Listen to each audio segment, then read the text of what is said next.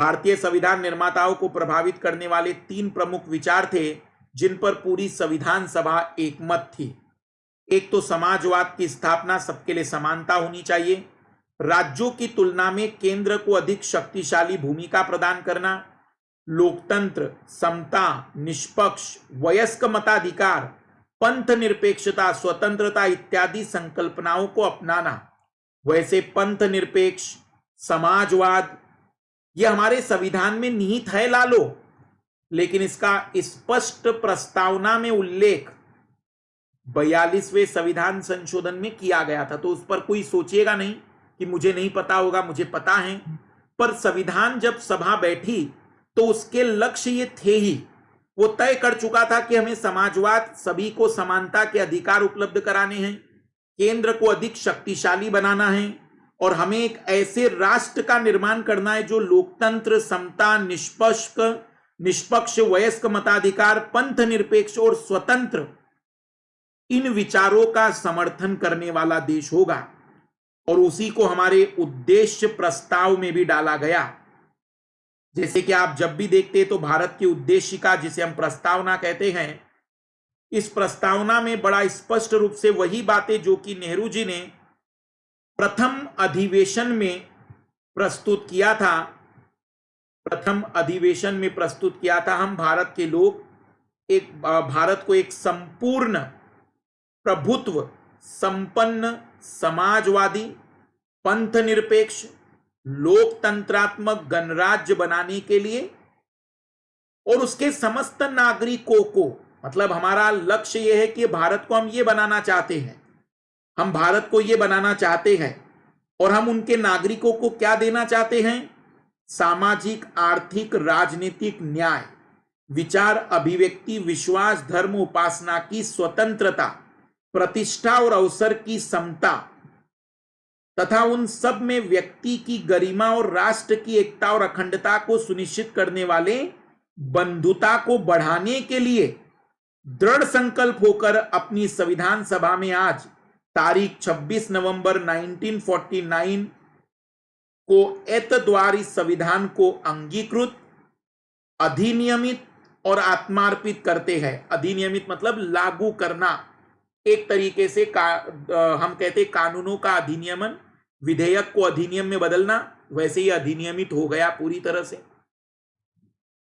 तो हमारे देश को हमें समाजवादी, संप्रभु समाजवादी, पंथ निरपेक्ष, लोकतंत्रात्मक गणराज्य बनाना, यह हमारा लक्ष्य है और इसमें हमें अपने नागरिकों को न्याय, स्वतंत्रता और समता देनी है और उनके अंदर राष्ट्र की एकता, अखंडता के भाव पैदा करने हैं और इसी के उद्देश्य से हम इन सारी कानून व्यवस्था जो इस किताब में प्रस्तुत हैं उसको स्वीकार करते हैं। मैं रिपीट कर रहा हूं, संपूर्ण प्रभुत्व संपन्न समाजवादी, पंथ निरपेक्ष, लोकतंत्रात्मक गणराज्य बनाना है जिसमें से प्रभुत्व संपन्न हो चुका है, अभी भी लगभग पूरी तरह से ना सही लेकिन 99.99, क्योंकि थोड़ा बहुत तो दबाव आज भी विदेश नीतियों पर होता है। समाजवादी अभी बना नहीं है पर उसी में अग्रसर हैं।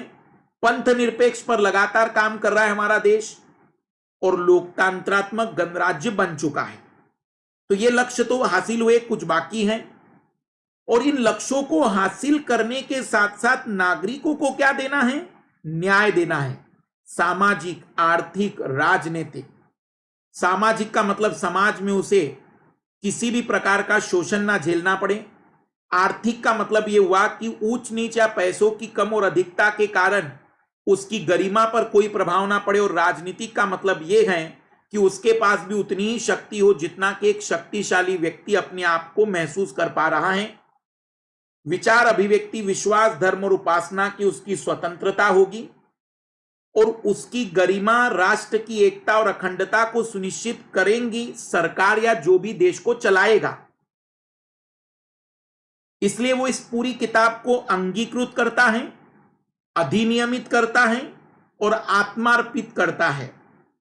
फाइनली ये जो उद्देश्य प्रस्ताव था, ये बाद में, वैसे जब संविधान बन गया उसके बाद उद्देशिका लिखी गई, लेकिन ये बहुत शुरुआत में ही आ गया था।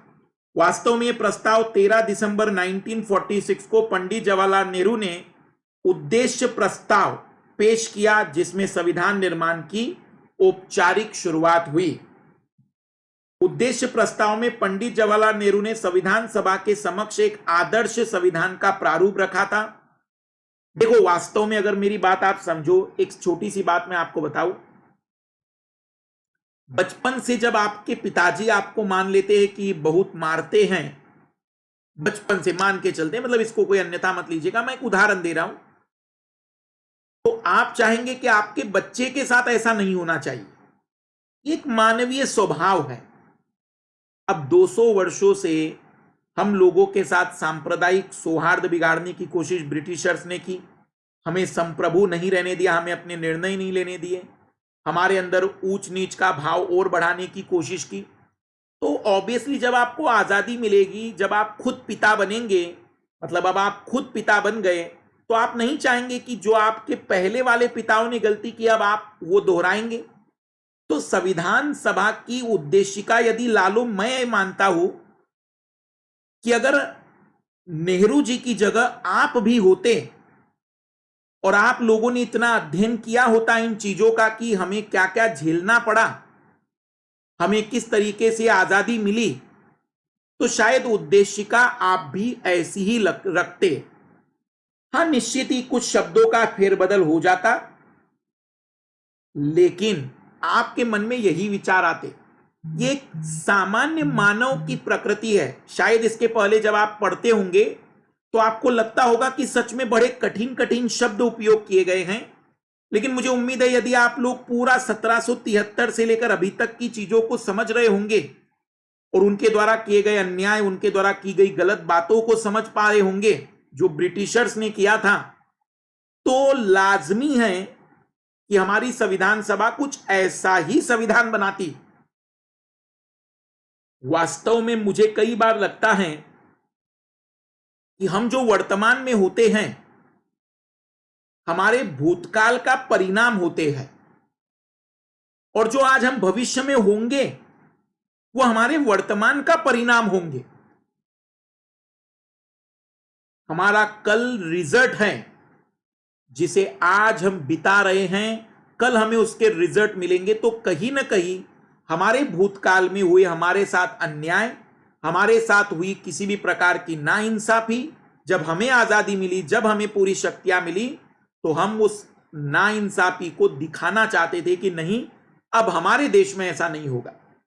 संविधान निर्माताओं ने बहुत बड़े उच्च आदर्श प्रस्तुत किए, लेकिन वास्तविक रूप से वो व्यवहार में इसलिए नहीं ला पाए क्योंकि इसकी प्रैक्टिस आम नागरिकों में नहीं करवाई गई।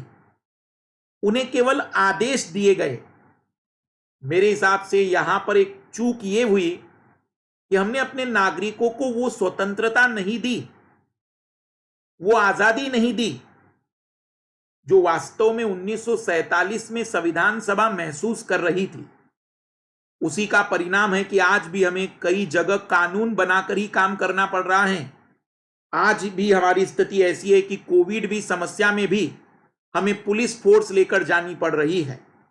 उसका एक बड़ा कारण है डर। कभी इस विषय पर चर्चा करेंगे, लेकिन आते हैं संविधान सभा की समस्याओं के बाद उन्होंने जो उद्देश्य प्रस्ताव रखा। इस प्रस्ताव में उन बातों आदर्शों का उल्लेख था जिनके आधार पर संविधान सभा को इस संविधान का निर्माण करना था।